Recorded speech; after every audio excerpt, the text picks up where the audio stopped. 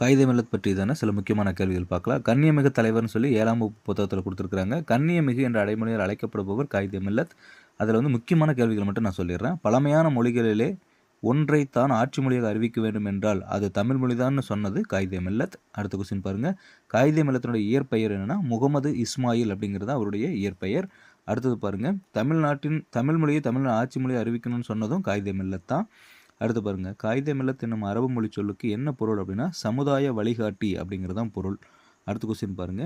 கல்வி மிகுந்திடில் கழிந்திடும் மடமை என்று முதுமொழிக்கு ஏற்ப கல்வி நிறுவனங்களை உருவாக்க நினைத்தவர் காயிதே மில்லத் தான்.